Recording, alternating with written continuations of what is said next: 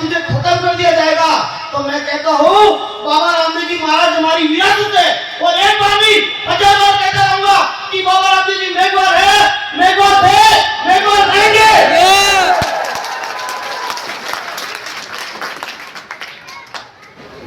साथियों, अर्जी पार्टी ने एक झूठी काल्पनिक कथा बनाई थी। मैं आपको बताना चाहूंगा, आप सब पढ़े लिखे लोग हैं, आप सभी को पता है कि बाबा रामदेव जी का जन्म कब हुआ था? 1400 ईस्वी में हुआ था। और हड्डी पार्टी का जन्म कब हुआ था? 1800 ईस्वी में। तो कितना दोनों के बीच में डिफरेंस है? 400 साल का डिफरेंस आपको पता है ना। जब बाबा रामदेव जी ने समाधि ली थी, उसके 400 साल बाद में हड्डी पार्टी का जन्म होता है। तो मेरे बुद्धिजीवी लोगों से मैं कहना चाहूंगा, मंच पे भी सब बुद्धिजीवी लोग बैठे हुए हैं, उनको भी कहना चाहूंगा, जब बाबा रामदेव जी के समाधि लेने के 400 साल बाद में हड्डी पार्टी का जन्म होता है, 400 साल बाद में हड्डी पार्टी का जन्म होता है, तो फिर हड्डी पार्टी घोड़ी के आगे सफर कैसे डोलता है? मुझे बताओ, पॉसिबल है क्या? भाई हड्डी पार्टी काल्पनिक कथा लिखी है, और समाधि लेने के बाद में 400 साल बाद में हड्डी पार्टी घोड़ी की, बाबा राम जी घोड़ी आगे सफर डोलता है। पॉसिबल है क्या? उसी तरह से एक इन्होंने काल्पनिक कथा लिखी है, जैसे कृष्णा लीला आपने देखी है, नहीं देखी? सबने देखी होगी। कृष्णा लीला को 2 कॉपी बाबा रामदेव से अपनाया गया है।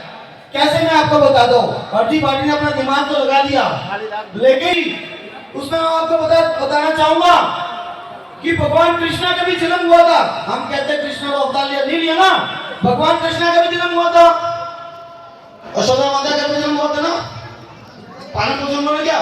उसी तरह से हमारे समाज सेवी, समाज सुधारक बाबा रामदेव जी महाराज का भी मगनी बाई के घर पर जन्म हुआ था, और उनके पिताजी थे साहिब जी मेघवाल, उनके पिताजी थे साहिबमंद मेघवाल। उसके बाद में जिस तरह से कृष्णा लीला में कृष्णा भगवान के 2 भाई बताते, बड़ा बलराम होता है, छोटा कृष्णा होता है, उसी तरह से बाबा रामदेव जी का बड़ा भाई कौन होता है? वीरमदेव। छोटा भाई कौन होता है? बाबा रामदेव जी महाराज। उसके बाद में जिस तरह से बाबा रामदेव जी दड़ी खेलते हैं ना, उसी तरह से कृष्ण भगवान भी दड़ी खेलते हैं। वो दड़ी भी तालाब में जाती है, और बाबा रामदेव जी महाराज की भी दड़ी तालाब में जाती है। वहां पर कृष्ण भगवान को मिलता है शेषनाग, तो यहाँ पर मिलता है राक्षस। यही बात है ना। जिस तरह से बाबा रामदेव महाराज और कृष्ण भगवान की दोनों काल्पनिक कथाएं जुड़ी हुई है, तो ये आप लोगों को समझना चाहिए साथियों। और जो लोग मुझे धमकियां देते हैं, तो इस बॉम्बे की धरती से मैं एक बार वापस कहना चाहूंगा कि गोपाल परमार किसी की बात से डरता नहीं है।